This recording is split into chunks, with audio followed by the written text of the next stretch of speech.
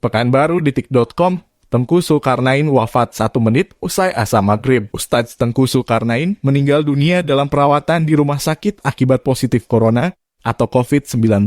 Dia meninggal 1 menit setelah azan maghrib di Riau. Iya betul, baru saja 1 menit setelah azan. Saya dari pagi saya ngurus dia. Setelah azan, beliau meninggal, ucap Direktur Corporate Communication RS Tabrani, Ian Machiar, saat dimintai konfirmasi Senin 10 Mei 2021. Tengku Zulkarnain dirawat sejak 2 Mei 2021. Dia dirawat di RS Tabrani, Pekanbaru. Selepas maghrib sudah tidak ada ini, semua sedang diurus administrasinya, ucapnya. Tengku Zulkarnain masuk rumah sakit setelah dinyatakan positif corona. Dia mengatakan Tengku Zulkarnain positif corona saat menjalani tes swab ketika hendak pulang ke Medan. Beliau masuk ke rumah sakit kita tanggal 2 Mei. Kita berkewajiban siapa saja yang masuk untuk ditangani. Itu sudah jelas perintah gubernur, kita rumah sakit yang ditunjuk sebagai rumah sakit rujukan. Kita lakukan yang terbaik untuk dirawat, kata Direktur Corporate Communication Rumah Sakit Tabrani, Ian Machiar, kepada wartawan, Senin, 10 Mei 2021.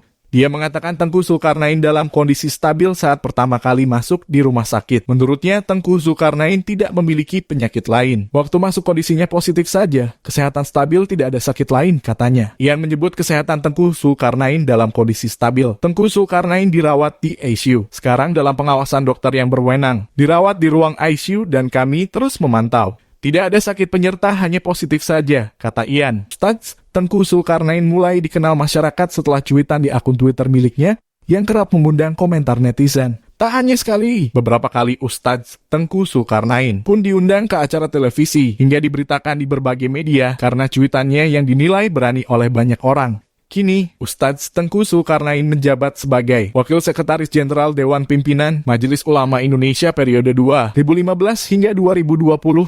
Namun siapakah sosok Ustadz Tengku Zulkarnain? Berikut ini profil Ustadz Tengku Zulkarnain. Ustadz Tengku Zulkarnain lahir di Medan, Sumatera Utara pada 14 Agustus 1963.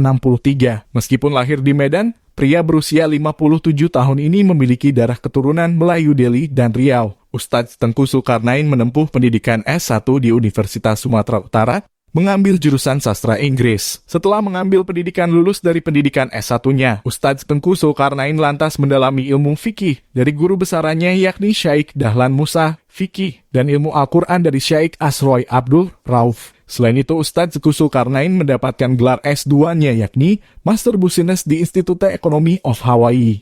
Selain aktif berceramah di 13 negara, Ustadz Tengku Zulkarnain juga berkecimpung sebagai dalam pendidikan Islam dengan menjabat sebagai Ketua Majelis Fatwa untuk PP Matlaul Anwar.